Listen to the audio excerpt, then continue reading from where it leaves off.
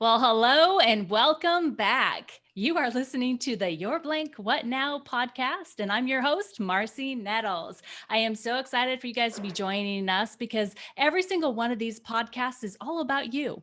It may not be your specific story, but let me tell you, once you listen, you'll see yourself in it because as we're walking through life's difficulties, they're very similar.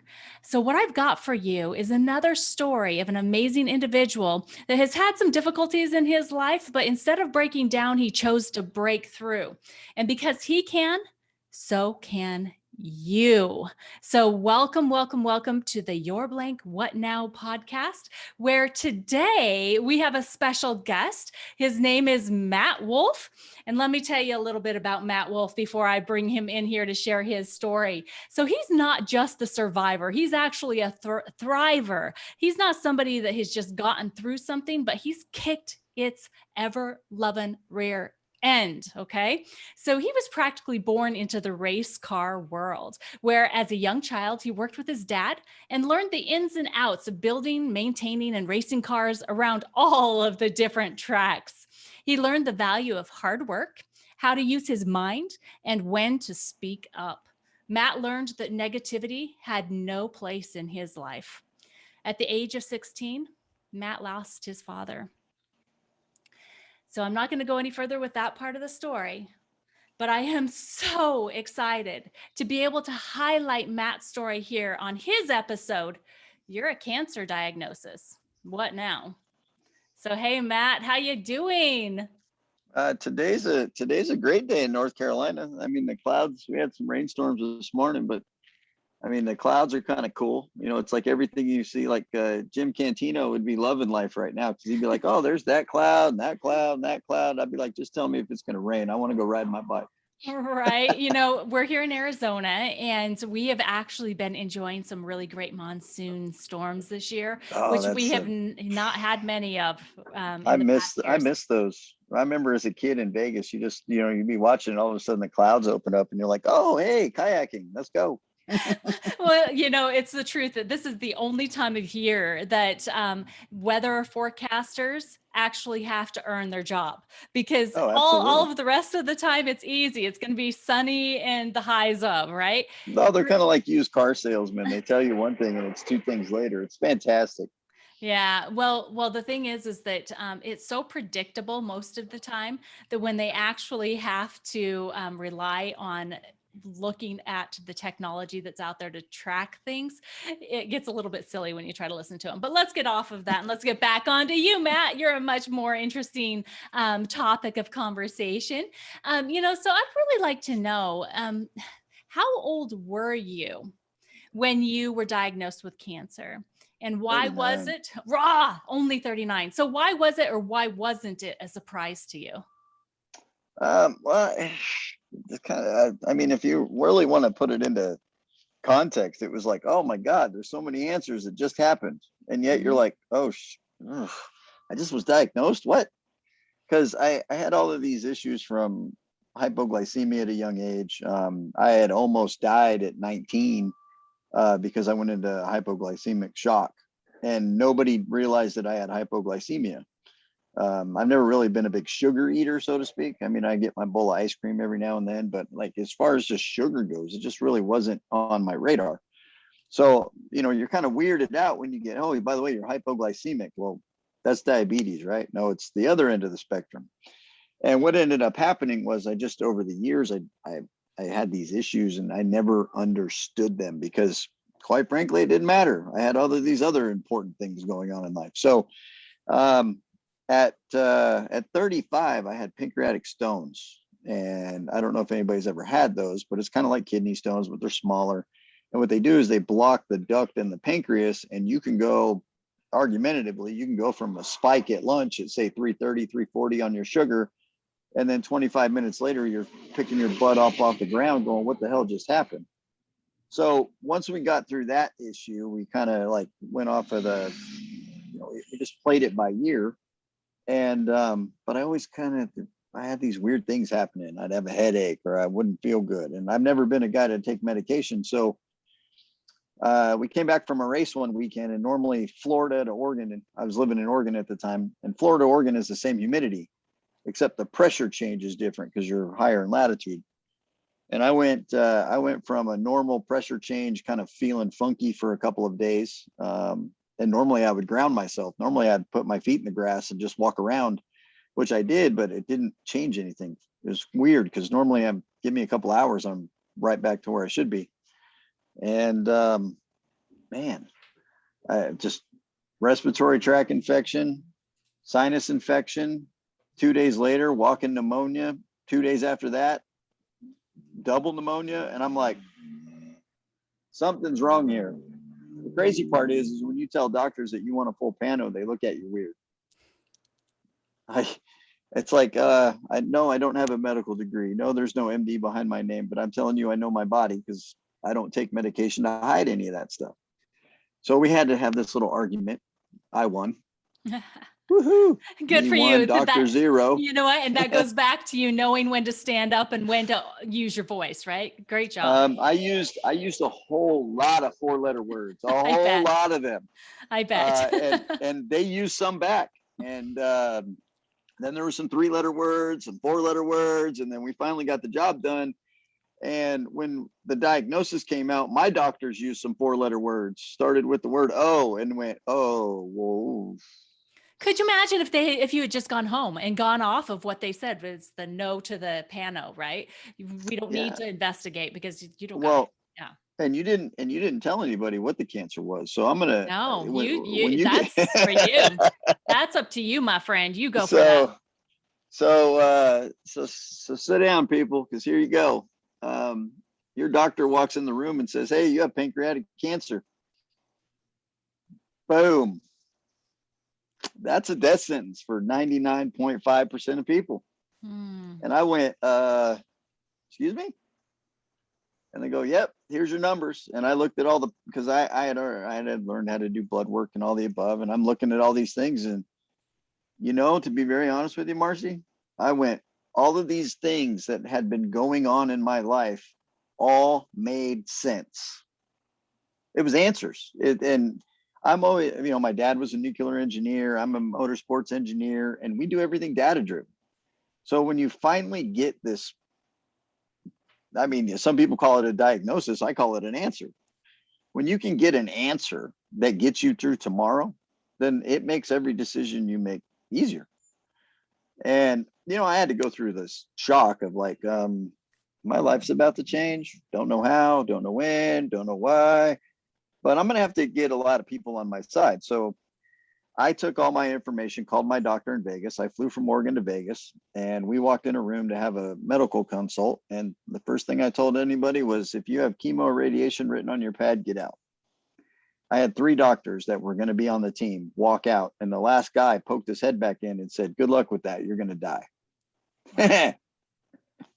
I know a Kid Rock song that's pretty awesome. And I was like, yeah, I'm gonna go ahead and take that song, put this into a cancer treatment, and cancer's never met a guy like me. That's really what this comes down to, because I strongly believe that Western medicine has its place, but there's no place for it in my world. And I knew way too many people in the homeopathic world that we started on some stuff very quickly. And the interesting thing is there's a protocol to launch up some things. And I told my friends that that all came aboard on this deal. And I said, listen, this is the ramp up. I don't have time for ramp up. So I am willing to accept the fact that I'm going to be, some people get irritable on a diet. I get hangry. I get these things. Well, in my case, I didn't know what was going to happen, but I know this, I didn't have time. So I had to, what would be a stage 5 protocol. I said, let's do that. And then I can back it off accordingly, because I'm one of those people that I'd rather go to the other end, figure out where we can't go, and then back it up to a point we can go, instead of trying to ramp it up slowly. Because on one hand, I don't have time. The other hand, I don't know what's going to happen. Right. I'm from Vegas. Always bet on black. Let's go. So we start this process, and I can tell you this much. There was days I was angry. There was days I was hangry. There was days I didn't eat. There was days I didn't go to the bathroom. There was days that really you just felt the lowest of lows, the highest of highs. But I knew that my alternative was chemo and radiation. And that's a death sentence. That right there is a death sentence.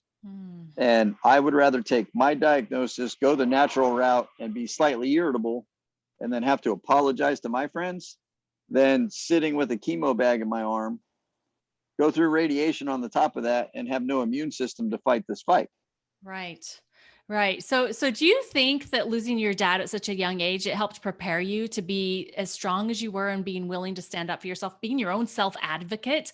I mean, because there seriously, not very many people know how to, first of all, use their voice when they're in the room with doctors that are supposed to know what is supposed to happen next, right?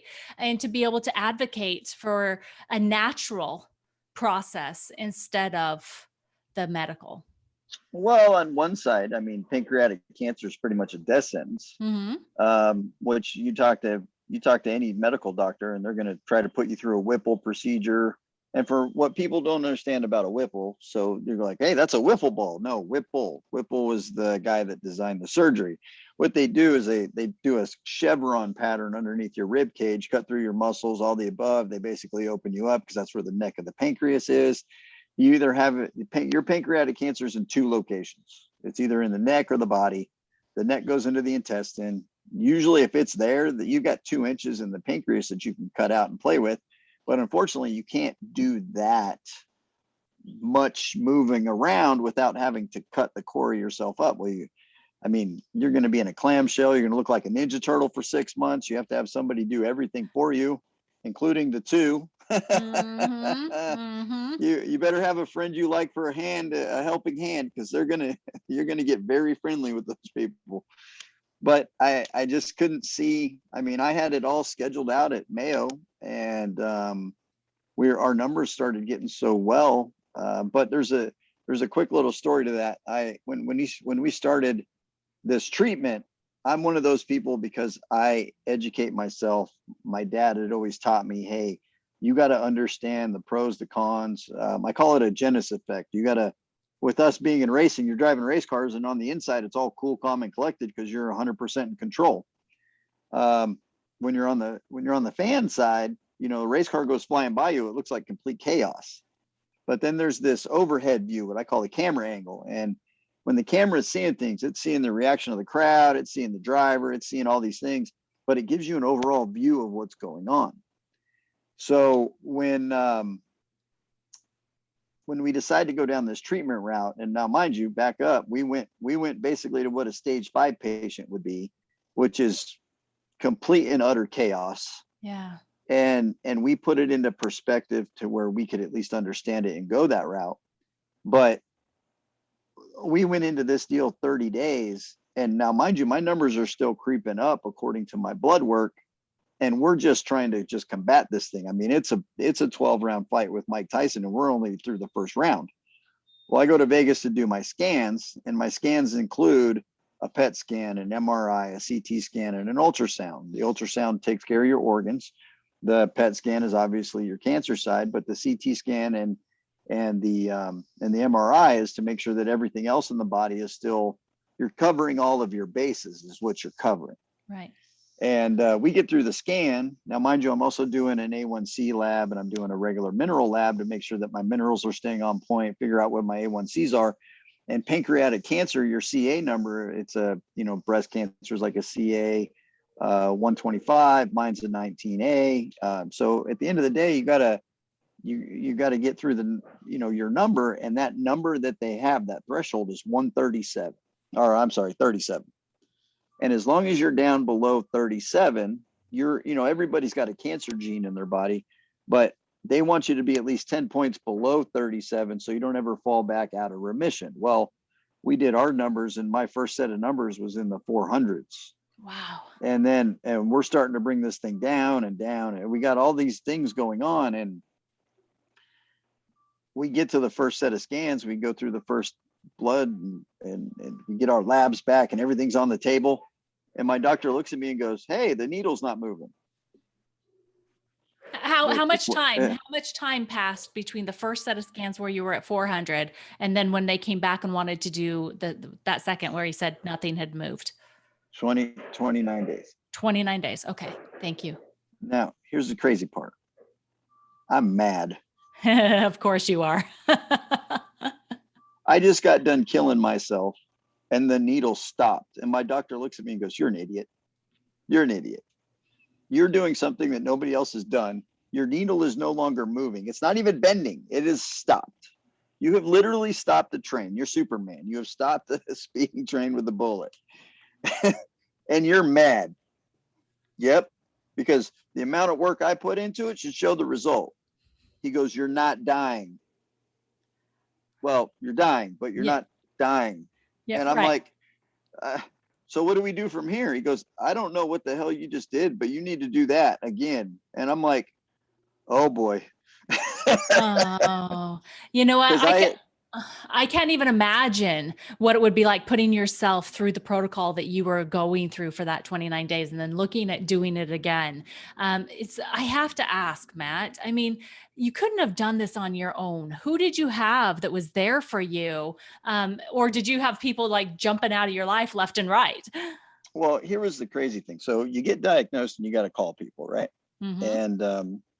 And I've known you guys like a year and a half now. So Mm-hmm. you guys came in on Yes. like the middle end of this, like in the middle of it, and you kind of like at bay, like, "Hey, keep us in touch and see how you're doing." And I've had more conversations with your husband than I have you. And then by the grapevine, you're like, "Wow, this is crazy. Like, how can you just sit back and watch this?" And like, what can we do to help? Because your husband's talented, and if nobody knows who he is, they really need to look him up because he's the man. He is. And those are the types of people who came into my life.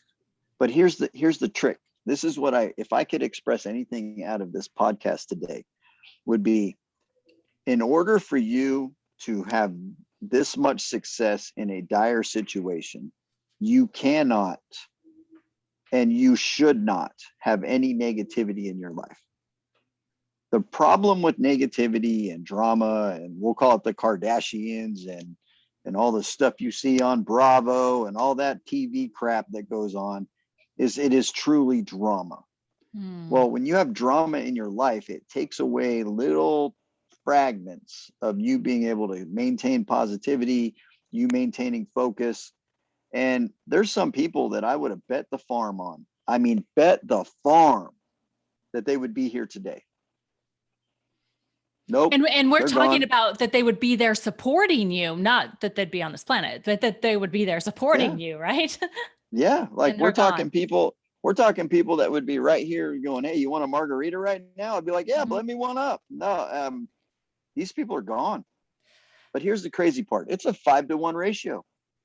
If anybody, 5-to-1, Marcy, I got rid of one negative person and 5 positive people showed up. Now, Wow. I'm not talking like, "Hey, how you doing? Can we do something for you?" I mean, showed up. "Hey, we got something for you. We're on your side." And the ironic thing about all of this is I had already had and knew about some technology that was available, but the technology that became available to me and the people who operate that technology are the real reason I'm here today. Okay. So that leads into this. So exactly how did this new age of technology and natural healing, over the chemo and the radiation that most people are used to thinking that's how you treat cancer, how did that play a role in you being in remission? Well, so people have to understand, the biggest thing is pH. That's one of the biggest things, and you're an advocate of that, of understanding, when your body can live in a state of pH. Our bodies are very acidic; they eat themselves. Mhm. But that's just because we have so many toxins and things going on that we don't have the ability uh, to understand and comprehend what it actually takes and what we're eating. So if you can oxygenate your blood, get yourself hydrated, your body detoxes better. It operates minerals better. It pulls things out of, nutrients come to you better. And when you can add nutrients with technology, and you can add all of these things that just give you natural energy with the technology to enhance the energy, then not only do you got positive people helping you out, but then you got positive things happening inside of you. And anybody knows that disease can't live in an oxygenated state. It's just not physically possible. That's written law. You can look that up on anything. And disease or irritants or things in life that are just bad. Because we're trying to put this into crayon for people who don't understand A1Cs and labs and all the above. Right. Bad things can't live in an oxygenated state. That's why, like in some water treatment places, they use chlorine and all the above. Well, that's because just they don't oxygenate the water. You go to Paris, they oxygenate the water. Holy cow, there's nothing in the water in Paris. That's some of the best water in the world. Well, that right there is what's happening inside your body. When you can oxygenate the blood, you can detox the body, you can do all these things. The natural treatment happens faster, happens better. And that's what we did. We got to the point where it was like, what does the body need? We looked at our labs, we looked at some technology, we did some PMF, which is electromagnetic therapy. We did a CVAC machine, which oxygenates the blood because it's an atmospheric pressure change. That you ever sat there and you're sitting on the couch and all of a sudden you're like, you get that deep breath because you're just like, you're engulfed in something, engaged in something, your body forgets to breathe. And then all of a sudden you're just like, well, that's a Cialic breath. That thing just takes so much oxygen out of the air and just supersedes it into the blood. Well, this machine does it for you. So between electromagnetic therapy, high pH water, and being able to put these technologies in place in certain times and places allowed me the opportunity to have this meeting with you today. That's amazing. I mean, seriously, it's overall. And what's really awesome is that the things that you used and focused on to help you fight cancer naturally are things that every single regular person that's healthy should be doing in their lives at some level to Well, maintain their health and to prolong their health span. well, when you ask people, you guys have had this conversation many times with people. You go to tell them, it's like, hey, I want a bottle of water. Oh yeah, you just get something off the shelf, or a Dasani or Aquafina, and you're like, no, because minerals, your body will find minerals that it's missing. And here's the crazy thing about water. Water will take away minerals. Water's very powerful. If water doesn't have enough minerals in it, it will go seek them out. It's like centipede in for an Atari. So if you're drinking a low pH water, if it's missing minerals, say selenium, iron, magnesium, like on the bottle it says added minerals for taste, blah, blah, blah, you're drinking the wrong water. If you're getting like Essentia or Life Water or Body Armor, that's all 9+. The natural state of a human being where you're neutral is 7.4. We're drinking waters that are 5.4. We're talking basically glorified tap water that have added minerals for taste. Well, if your body is already lacking minerals and you're drinking water and the water's taking the minerals that you're lacking, your body has no way to heal itself. The body is smarter than any human being standing here. It will do its own thing. It's its own microcosm. It's its own environment. And if you don't play nice with it, you're not going to go anywhere. You're not going to win. That's why all these chemos and radiations, they kill the immune system. They do all these things. It's like, that's not playing nice. Just learn to live in this harmonious state, but educate yourself on what water you're drinking, what food you're eating. Like, grocery shopping. You don't shop the inside of the store anymore. You shop the outside. But Matt, you know what we hear all the time? We hear, but that's so expensive. It costs so much to buy organic or to get alkaline water. It costs so much to live that way, where I don't think people take into account the cost it will be when they get sick. Well, Go ahead. you're a prime example. Yes. You are a microcosm of exactly what we're talking about right now. So you could put an exclamation mark on this point right here. How much do you think your life is worth? My life is worth living every single day at the highest level I possibly can, putting the best food, the best water, getting the most movement, and the best sleep that I possibly can every single day.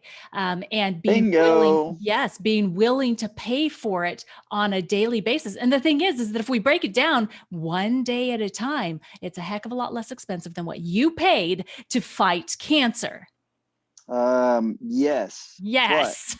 hold on. I'm going to give you a number here, and I don't want to scare people, but we're being real here. Yeah. My chemo bag, I'm a cash patient because insurance, because when you don't do cancer on an insurance side of things, it becomes quote unquote elective. Right. I mean, I'm not, I can't use any 4-letter words, but that's bullshit when it becomes elective. Right. Right. Like your life has now become elective. Yeah. You are forced to go down a path that you can't afford. You can't afford the check that your ass can't cash. I mean, this is how bad it is. And so I'm a cash patient. We got a deal worked out for all my scans, and anybody who's had an MRI, a CT, a PET scan, an ultrasound, they know how expensive those are. Times 4, times once a month. Then your labs on top of that, times 2, times once a month. I have 6 procedures every month. You know what? I think an organic banana for 78 cents a pound is pretty cheap right now, right? Right. My Right. uh my $2 bottle of water, I'll take a case of them, please. Yeah. And I mean, there's systems that you can buy and put in your house and all that, but people go, oh, $500 for a water system, or my veggie bill was $37 at the store. I just spent $1.6 billion, people, to stay here and have this podcast with you all. And you're worried about a 98-cent banana. No, I'm No. sorry. There are Yeah. so many things that you could do for yourself. That theory, you neglect your health to make wealth, the first half of your body. The first half of And, your life. and yeah, what I say, body. Yeah. Yeah. It's all right. It's all good. And then the other half of your life, you spend your wealth on your health, and you don't live life. Exactly. And I really, really, I don't. If we could educate people on how to truly understand their body, the foods they eat, the fluids they drink, and the lifestyle they keep. If you could take all the negativity out of all of that, simplify it. I mean, really, really honest to God. Like if we could educate people with the etch a sketch, because that's what some people only can comprehend, We and you try. can give them, and you can give them a path. Here you go. Here's your crib notes. Here's the answers to the test. Follow this key. And I guarantee you will lose weight, be happier, have less hangry moments, because now you're eating the proper foods, getting the proper nutrition, and your body's not craving crap. Then put people around you that support it, because that's half the problem is, it's one person makes an idea, but the second person agrees with it. It's not the first person who's the asshole there. It's the second guy who said it. It's like, no, those people right there, you don't need either one of them. People have to be within your circle, and they have to support the things that are going on. But at the same token, you have to support their efforts as well. It's a two-way street. And when you can surround yourself with nothing but good things, salt of the earth, when salt of the earth happens, healing happens just as fast. Amen. Amen. If we could even just give people the analogy that this body that you've been given to live this life in, you need to treat it like a high performance vehicle, because that's exactly what it is. And Matt, you know what it takes to keep a high performance vehicle functioning at its highest level. It's not inexpensive, but it's absolutely worth it when you cross that finish Oh, line. it's interesting. People people are just stubborn. They're just, and I don't want to use the word ignorance, but you you truly, and it's society. It's the way society has been brought up in the last 15 years. Well, am I off base there? About 15 years now, At maybe least, yeah, 20. maybe 20. Mhm. when I was a kid, dad said, hey, you got to go work for a living. You got to, 13-year-olds don't work anymore. 16-year-old. Hell, we got people going to college that don't work anymore. And then they get a degree and they just want to go right out in the world. Well, like nutritionists are, and psychologists. I had to go through a psychologist too. You got people who have a degree who have never actually lived this. You have nutritionists that are telling you have to do this, this, and this, but they've never once read a lab. They've never asked for a lab. So if your nutritionist goes, hey, we need to do this, this, and this, but they've never asked you to go get blood work to see what your mineral levels are, find a new nutritionist. If you got to go through some psychiatric help, the first thing you ask them, mental health is just as important as physical health. If you get to your, whoever, you want to talk to somebody for some things, the first thing you need to verify is if they're going through the same shit you are. Because if they haven't done that, then they can't relate. They're going to tell you what they're telling you think you need to do. But I'm telling you right now, if they have never lived it, if there's somebody who's telling you how to go through cancer who's never lived it, run as fast as you possibly can to the other side of it.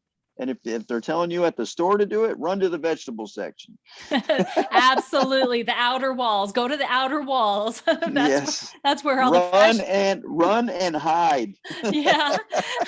Okay. So Matt, because you are someone that knows that there is no place for negativity, I really want to hear from you how serving others helped you through your battle against cancer. And what are you doing now? Because I want you to share your bouncy ball project. Oh, that's okay. So Yeah. you want me to say? We're we're segueing a little wow. bit because the thing is that that's what's amazing about your journey though, Matt, is that you didn't just sit there and focus on you fighting cancer. That's not what you were. So hope. I mean, if someone says, hey, I hope you have a great day. If you know the English language, I just gave you just this short line, sidestep that gotta go. It's kind of disingenuous sometimes. I hope you have a great day. Well, if you know the English language, hope is waiting. Literally, it's waiting.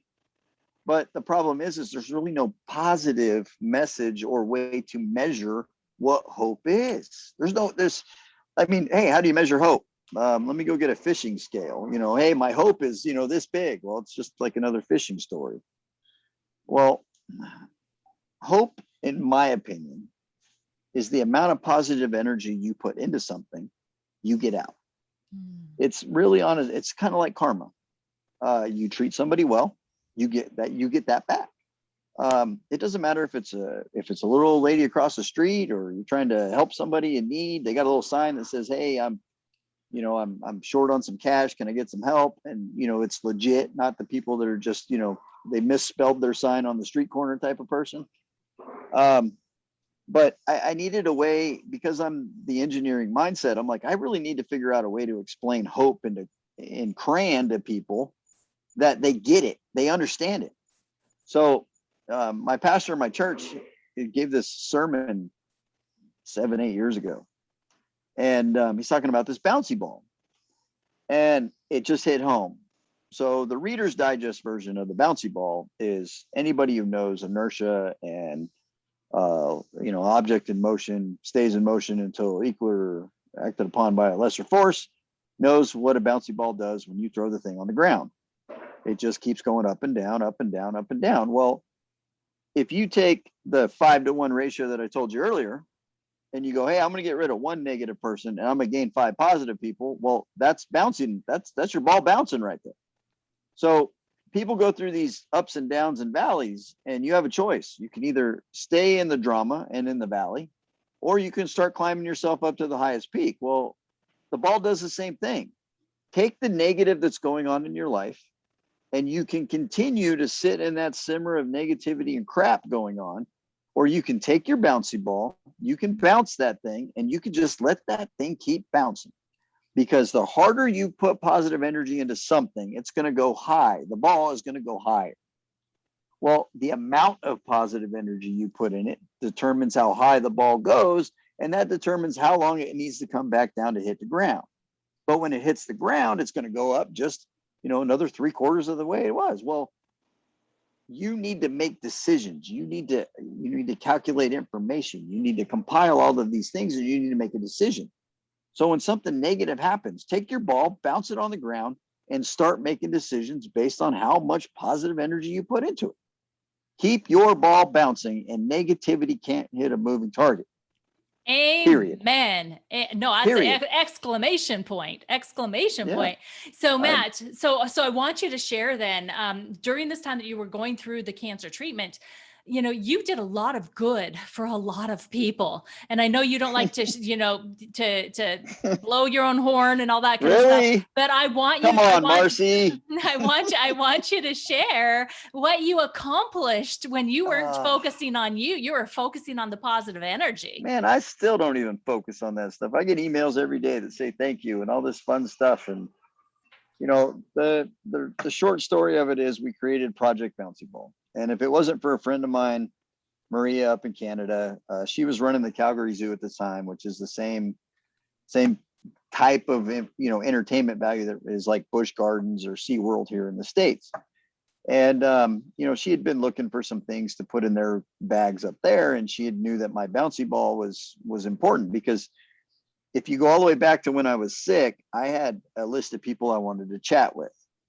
And you can't talk to everybody in person, but it got to the point where people would call me that were on the list, but they were down the list, not because they're less important. It was just, I had a list of people that I needed to get through, and they happened to call before I got to them.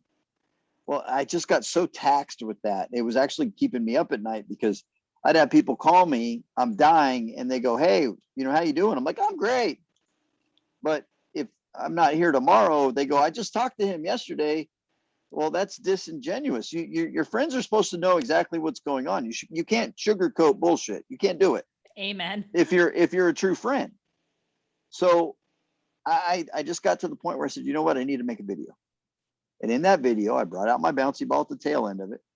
And my dumbass, brilliant as I am, said, hey, if you need a ball, call me.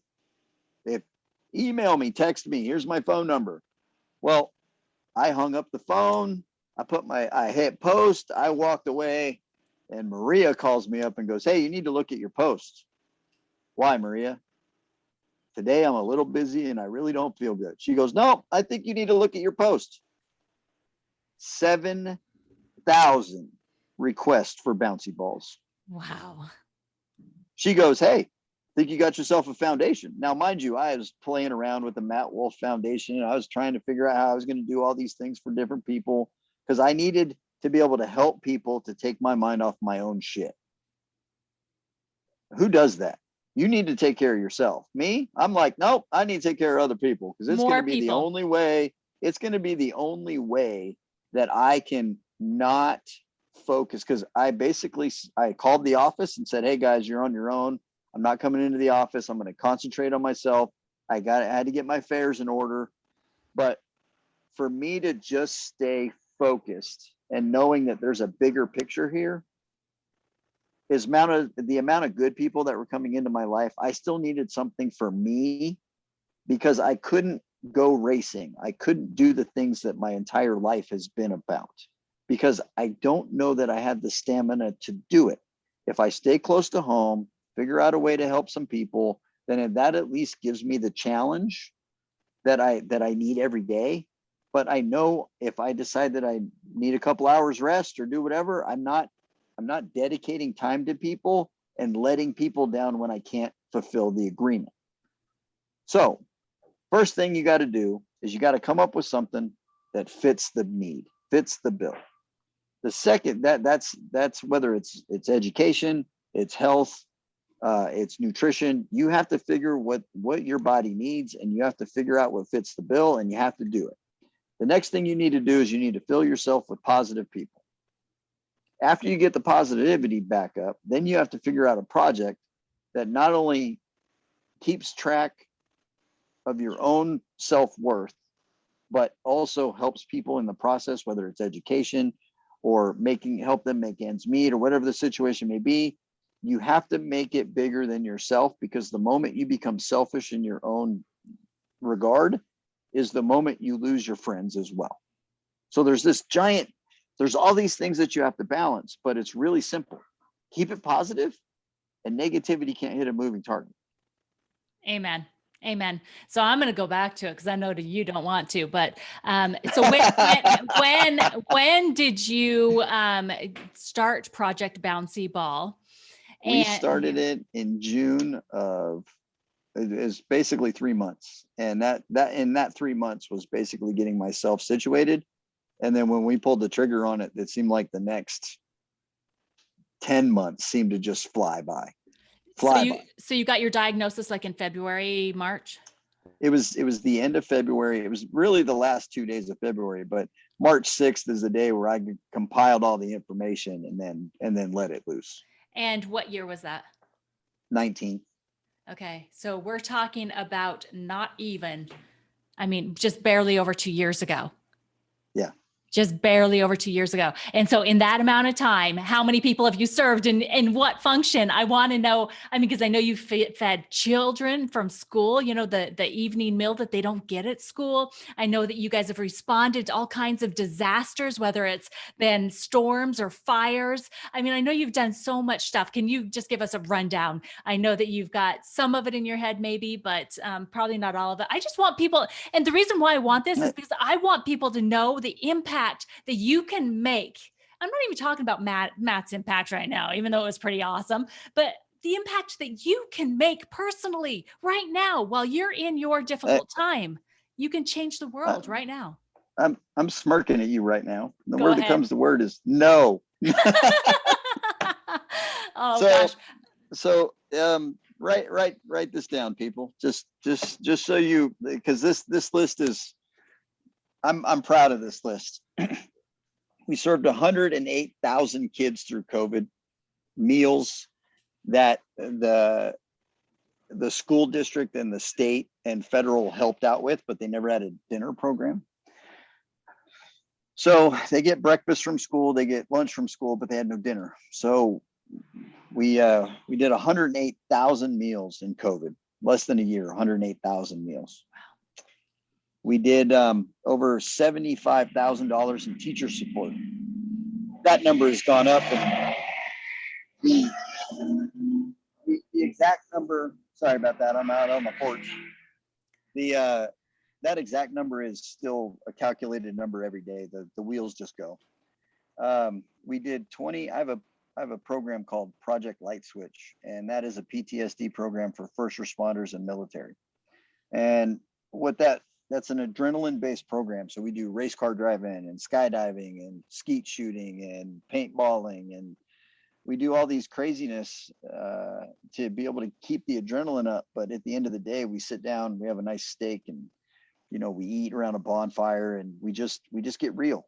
Like we explain to people it's okay for you to be trained to do bad things, but when you come home and you make that exchange with your family, you have a different army that you're part of, whether it's your first responder and you just got done on a bad beat.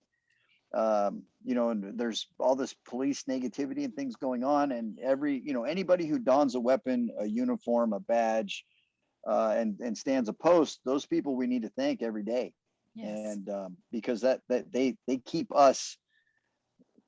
us protected. And the problem is nobody knows what they're going through. So when they get home at night, you don't know if they're crying or suicidal, or there's 22 vets a day losing their lives because they just can't deal with real life. Well, we tell them it's okay to do these things. That's what you're trained to do. That's your daily job. You are way better than we are, because I'm not going to get in a bullet. No way. But when you come home and your daughter, wants to have a tea party and put some makeup on, then you better look good and blush, because having a tea party with a bunch of makeup on is, those are the things that they live for as kids. Those are the things that they're going to remember when we're no longer around. And there's people that can't even comprehend that. They can't even go to the grocery store. They can't hear a sound. They can't do all these things. So PTSD is real personal to me. And with my dad being Navy, you got to take care of the people who take care of you. So between kids and teachers and military people and first responders, I just named the three major things that are wrong in the world. And I had a very small part of doing that. And these bouncy balls, I sold them for $10 a piece. And on top of all of this other things that we did, I get a phone call from the Houston Food Bank, who's this amazing group of people. And They said, hey, can you help out?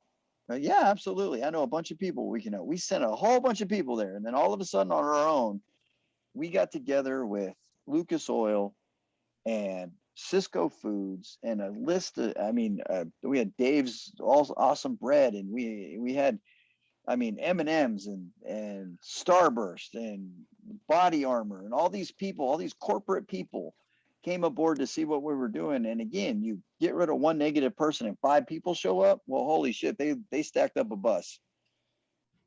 They just kept unloading things to us. And we did 8 million pounds of support for all the hurricane efforts last year. Wow. Wow. That is amazing. So Serious. when you said you don't want to, when I don't want to talk about it, it's like there's a lot of math in there that just and it all comes down to people wanting the simple little toy. This bouncy ball is, we've all been, I guarantee, that's just face it, man. We've all done some messed up stuff in our day, and we try to make our wives and significant others feel better. And we order all these flowers, and sometimes they're nauseous because you don't pull the pollen pops out of them, and you're mad at them for 10 days.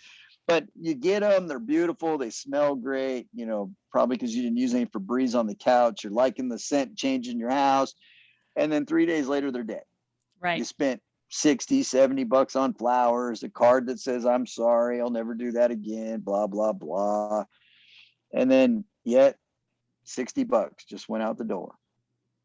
Well, I've had people order hundreds of balls at a time.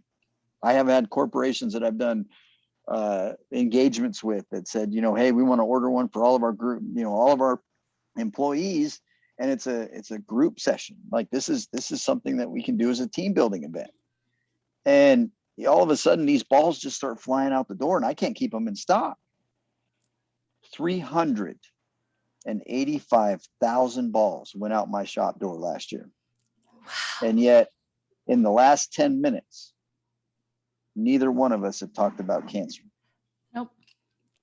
Because we're focused on something else. That's therapy. That's healing. Amen. That is what life is about when you are going through the gravest thing that anybody can ever go through. Because brain cancer, bone cancer, and pancreatic cancer are death sentences. Death. You can talk about 14, 15 other cancers that go on. And, you look at all of these charities. When I started this charity, I wanted to make sure that 100%, not an administrative person, none of this crap that, a lot of these other charities go through. I wanted 100% of every dollar that came in on Project Bouncy Ball to go right back to the community. We do not have a single employee on staff. There is not a single expenditure for somebody's staff. It is 100% volunteered. It is 100% paid for. It is 100% taken care of. And there is not a single person who takes a dime out of this place. There are well-known foundations that are on 2%, 5%, 8%. And the crazy part is the number one charity in the entire country is Salvation Army. And even on their best day, 84% is still given back to the community because they have 16% administrative costs. Well, when you start a foundation, you have to actually tell the tax man how much you're going to carry over. And they carry over 4%.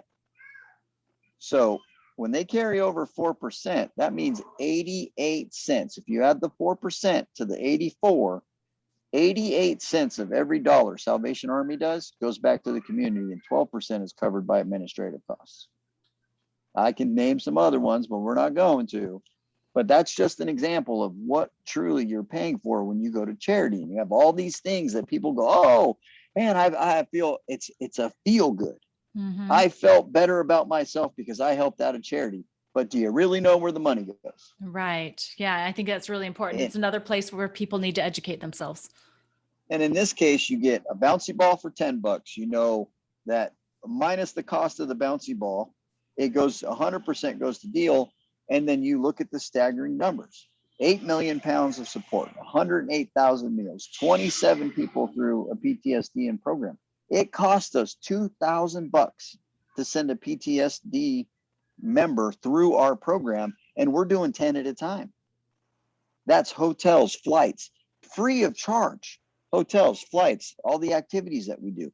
We're not asking people to cover these expenses for us as far as, donating and all the above. It's like, hey, this is what it truly costs to help people.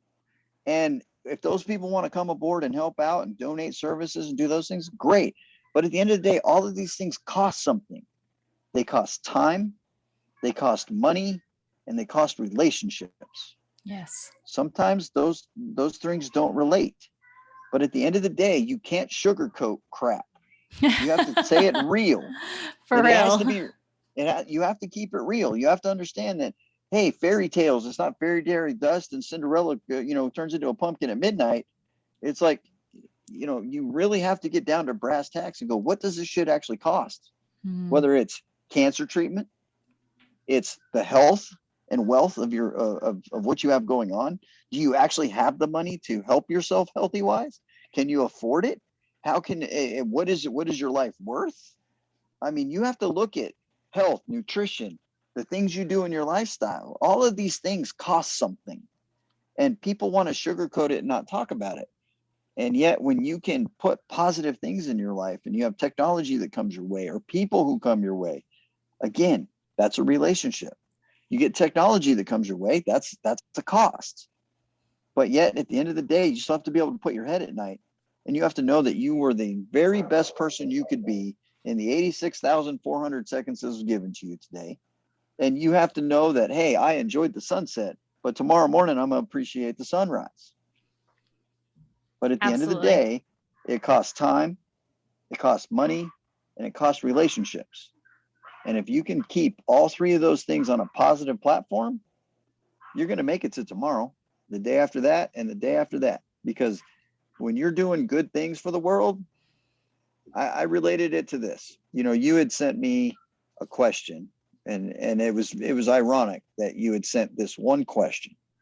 You said that you had to go through a really bad place in order for you to get to a good one.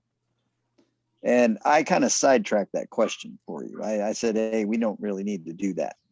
But if I'm going to answer that question, because you took the time to you put a lot of thought into that. You don't do anything half-assed. That's for fact. So for you to, I'm going to answer that question for you, Marcy. Okay. That question is this. Some of us are religious, some of us are not. Some of us believe in a higher power. Some of us have all of these things that, I believe in karma because I did 10 good things and, I should get one back. Well, nope, that's just being a good person. I strongly believe, and I'm non-denominational Christian, but I don't care who your higher power is. There's always somebody overlooking us. You don't necessarily have to go to church. You don't have to, be a Bible thumper, but I strongly believe that the higher power that's looking over us, they only meet you halfway. I'm going to end it with this. I met that dude at the door because when he opened up to get the paper in the morning, he had to step over me to get the damn paper. I wasn't going to let it to somebody else. I wasn't going to let my health in somebody else's hands. I wasn't going to put my nutrition into somebody else's hands. I was not going to put my negativity into somebody else's hands. My hands still work. My brain's still functionable. I still have things I want to do in life. I have a different bucket list than I did 2 years ago when I got sick. I now am a better person sitting here having this discussion with you than I was 2 years ago. And I wasn't an asshole then. I'm definitely not an asshole now. No. But the point being is when you have something that gets thrown at you, you have two choices. You can either look at all the negativity that's going around, or you can be positive and keep your ball bouncing. Absolutely. And with that, Matt, can you please let our audience know how they can follow you, how they can connect with you, or how they can actually join your project? It's a movement. Project Bouncy Ball. It's very simple. ProjectBouncyBall.com. We have a lot of things that we continue to put into play. we are now making a change. And this is, if I can just make an announcement here, this would be cool. Sure. Our four cornerstones of what we did with helping teachers and students and teachers and money and all the above have all been fantastic. But since my remission and what we've gone through, and we didn't even talk about the prostate side of things, which is a whole nother segment in itself. We're just going to leave it at what it is right now. But the situation is, I get phone calls day in and day out, emails, text messages, Facebook, Instagram, of all of these things of, hey, how can I, change my nutrition? How can I meet up with the people that are within your technology circle? How can I help my friends and family who are going through some of the things that I am, because they've been about killed going the Western medicine route, and people are upset about that. And I can't fix them being upset, because they got pulled down a rabbit hole, because that's what Western medicine is. It's a lot of cash flow, and there's places for it and there's not. But at the end of the day, the foundation kept talking to me and talking to me and talking to me, and things just kept coming. So I made a change. As much as I love the programs that we had, we are now shifting gears to be 100% nutrition-based foundation. And what we're doing is we are educating people and putting things in place that give people a path to be able to educate and understand and go somewhere that they can get the help they need without the Western medicine side. We are putting things in place with marketing partners that educate people on food, water, nutrition, health, mental well-being. We are trying to put together a group of people and a group of things that make life simple for people. Hey, I have some cancer going on. I'm in remission, but I don't know how to maintain a diet. I have some mental issues that we need to address. How can I put the proper people in place? Boom, we got you covered. At the end of the day, because of all of these things that have happened and all these good people that keep coming into my life, it would be totally disingenuous of me to continue to help people when there's programs in place for that. And yet you have all of these other people calling that are asking you for the exact same thing that you just went through, and you are neglecting them by not addressing that simple fact of, hey, you just went through this. You have information to give. Why can't I get it? Well, we're now going to make it available. So right now we're twisting some things up. We are making things possible. And Project Bouncy Ball is going to be a place where if you have an issue, whether it's health or wealth or mental well-being, you're going to be able to get an answer. It's going to be simple. It's going to be easy. We're going to put you in line with people, and you are going to come to a place that the information you get is simple, it's accurate, and it's effective. Because right now there's not a lot of that around. Awesome. So as much as we have had fun and we have helped so many other people doing things in the community and being community support, we now have a new mission, which is bigger than what it was before. We have now just taken all of that as a stepping stone. We have taken all of that, put it into one big giant bouncy ball, and we have just started bouncing as hard and as fast as we can. But right now we just don't have time. That's our biggest problem. We are fighting time at the moment. Yeah. All these people are in place. We just haven't had time to put it all together in the package that we want to do it, but it is slowly coming where we need it to be. And, we're still going to sell bouncy balls. We're still going to keep balls coming. That's going to be the cornerstone, but we got some tournaments and some things that we're going to do to be able to do some fundraising. But everybody that will be in any fundraiser that we do as a marketing partner will all be health and wellness related. There won't be any alcohol. There won't be any, those things pay the bills and do those things, but we're not living up to what we're trying to portray here. That just makes us that's hypocrites. Yes. And I don't want to be hypocritical. I want to be effective. So Amen. Project Bouncy Ball will be a one-stop shop for health and wellness, and it will be effective to the people who are desperately reaching out and need answers that they can't get. I love That's it. what we're going to do. I love it. I absolutely love it. So, guys, again, that's projectbouncyball.com.